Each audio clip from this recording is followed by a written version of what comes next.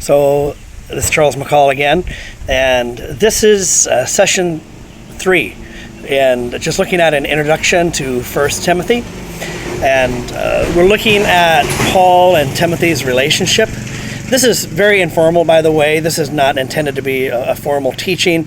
This is just me sitting down wherever I happen to be as I'm reading the Bible and sharing a few thoughts that hopefully will be beneficial to somebody. And so we're looking at Paul and Timothy's relationship, and we want to remember that there's 5 principles that we're looking at. This comes from John Maxwell, doesn't come from me necessarily. And so the first principle in Paul and Timothy's relationship is that Paul was looking for leaders. He went into Lystra to preach the gospel, to plant a church, but he had his antennas up, he had his radar out, and he was always looking for potential leaders, somebody that he could invest in that could carry on the work of the kingdom of God. And so the second principle is the principle of proven potential. Paul is looking for somebody who had the seed of potential. We should be looking at someone who has the seed of potential. We see something, we see a spark in them. And I've shared about 3 levels. There's the faithful Christian, there's the faithful disciple, and then there's the leader that we're developing. And so we need to be looking, first of all, for the faithful Christian, somebody who's just loving Jesus and trying to walk with Jesus, and then somebody that is growing as a disciple. A disciple is someone who thinks like Jesus, talks like Jesus, and acts like Jesus. And then that person we can hopefully develop into a leader because they have proven potential. So Timothy had proven potential in his own city. And the third principle is the principle of practical patience. The Apostle Paul was patient with him. He traveled with Paul. I'm sure that Paul gave him a little responsibility here or there, but Paul didn't lay hands on him too suddenly and appoint him as the pastor of the church of Ephesus or Corinth or anywhere else until he had traveled a bit with Paul. And so it's important for us to be patient in actually releasing somebody into leadership responsibility. Jesus called his disciples. He told them what to do by verbal teaching. He showed them what to do by demonstration.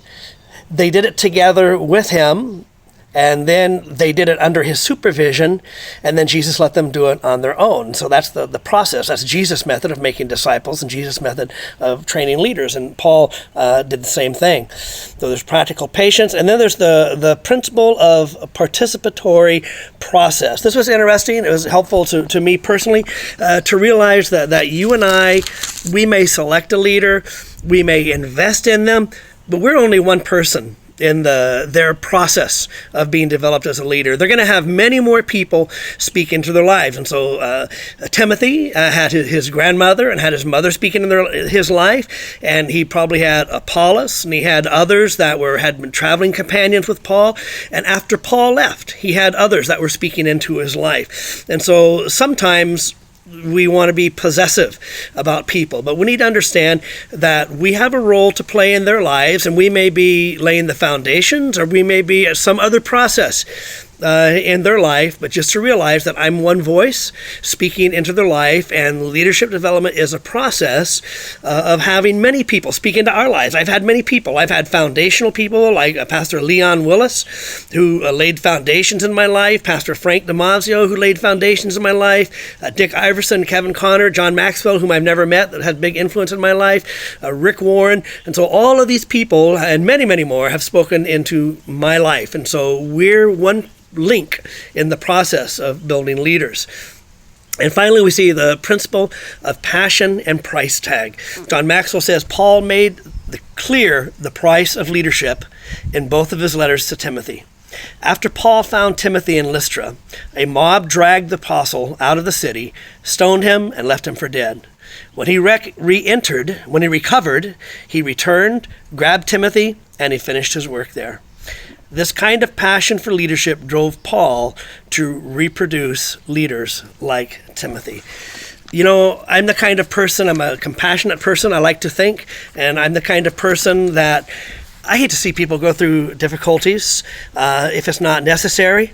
But the fact is, I personally have gone through many difficulties. I've gone through many testings of my leadership and of my character, and sometimes I failed, sometimes I haven't.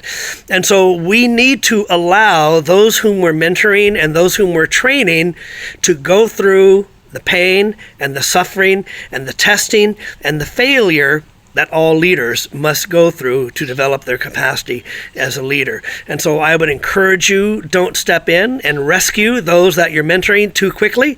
Don't abandon them. Don't leave them as orphans, but remain with them, but don't make it too easy for them either. Allow them to have to seek God on their own.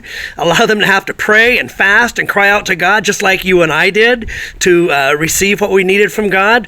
And so this is how we all grow. And so, yeah, again, the final one, as John Maxwell says, and I'm in hearty agreement with him, is to the passion. When people see our passion and they see the commitment that we have to the calling of God, regardless, period. For Paul, it was no option. The calling of God was no option. Whether he lived, whether he died, whether he had it easy, whether he didn't have it easy, the calling of God was no option. So this is very important as we train leaders as well.